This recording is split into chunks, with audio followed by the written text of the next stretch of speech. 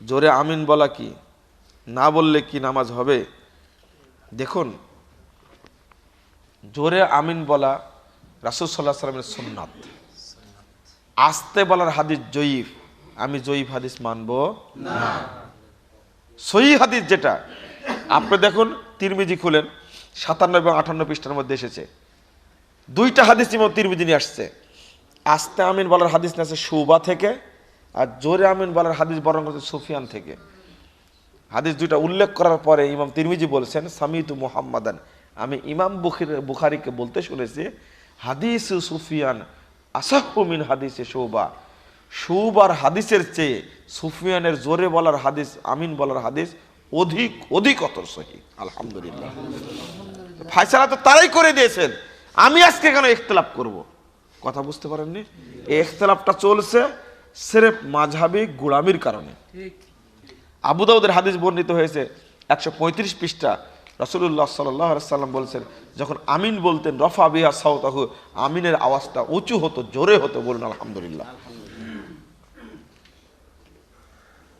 কি বলে ব্যবসায়িক কাজে আপনার দোকানে চাকরি করে, তো এখানে যে আপনার ব্যাংকের সুদী ব্যাংকের কিছু লেনদেনে ওনার কাজে লাগাই, আর উনি বলতেছে যে এই চাকরিটা বৈধ কিনা, এখানে ব্যাংকে চাকরি করা যায় কিনা নাকি দোকানে চাকরি করে, তো ওনার টিটি বা ব্যাংকে টাকা জমা দেওয়ার জন্য পাঠানো হয়।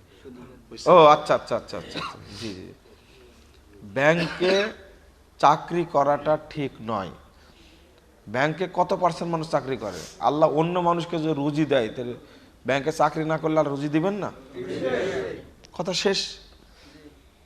তবে এই ব্যাংকের যারা দারোয়ান, সুদ লেখার সাথে সংশ্লিষ্ট না, সাক্ষীর সাথে সংশ্লিষ্ট না, তারা পাপী হবে না। কথা বোঝা গেছে? তবে এর থেকে বেঁচে থাকাই উত্তম। কথা মনে থাকবে? দোকানে চাকরি করে আর একটু ব্যাংকে লেনদেনের জন্য ব্যাংকে পাঠানো হয়। বলেছি, উত্তর হয়ে গেছে। কিন্তু প্রাণী জাতীয় খেলনা বাচ্চাদের দেওয়া যাবে কি? যে না। বাচ্চারা যে পুতুল খেলতো, সে পুতুলটা হলো মাটি দিয়ে বানাতো, খেলা যখন শেষ হতো তখন নষ্ট করে চলে যেত, এইটা জায়েজ, বুঝেননি? কিন্তু এই প্লাস্টিকের পুতুল আপনি কিনে এসে ঘরে শোকেসের মধ্যে ভর্তি করে রাখবেন, এটা হারাম, এটা চলবে না, এটা চলবে না। বাচ্চাদের এটা দিবেন না। ছবি থেকে বিরত থাকার চেষ্টা করুন বেশি বেশি, আল্লাহর ওয়াস্তে। জাযাকুমুল্লাহ খায়রান।